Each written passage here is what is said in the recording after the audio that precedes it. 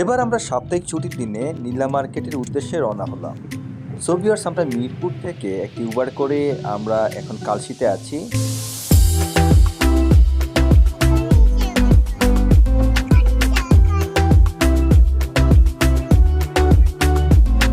পূর্বাচলের প্রশস্ত রাস্তা এবং দুপাশের প্রাকৃতিক সৌন্দর্য আমাদেরকে সত্যি বিমোহিত করেছে।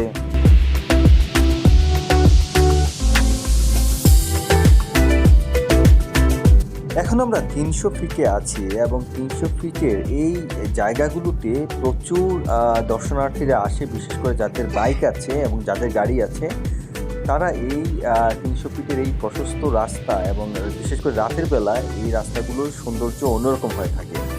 সো ভিউয়ার্স, আপনাদের যাদের নিজস্ব গাড়ি আছে তারা অবশ্যই এখানে গাড়ি সহ সন্ধ্যার পর রাতে আসলে আপনারা এইখানের দৃশ্যটা উপভোগ করতে পারবেন।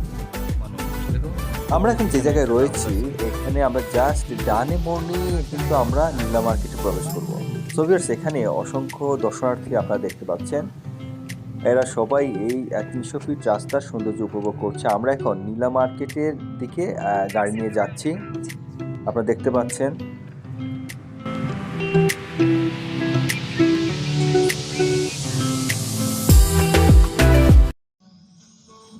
তিনশো ফিট নীলা মার্কেটের মূল আকর্ষণ এই নাগরদোলা এবং এখানে অসংখ্য রাইড আছে। বাচ্চাদেরকে নিয়ে আসলে আপনারা সেগুলো উপভোগ করতে পারবেন।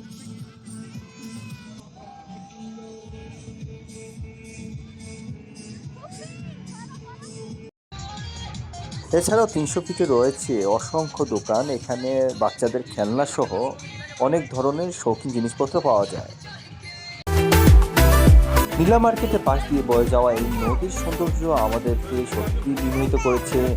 এই নদীর পাশে অসংখ্য খাবার স্টল রয়েছে, আপনারা এই খাবার স্টলে বসে এই নদীর সৌন্দর্য উপভোগ করতে পারবেন।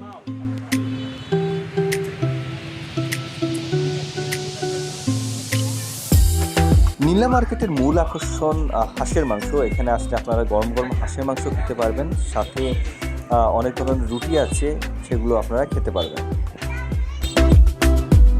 নীলা মার্কেট বেড়ানো শেষে আমরা আবার রওনা হলাম মিরপুরের উদ্দেশ্যে। সো ভিউয়ার্স, আমরা এখন এই 300 ফিট রাস্তার রাতের যে সৌন্দর্যটা সেটা উপভোগ করছি।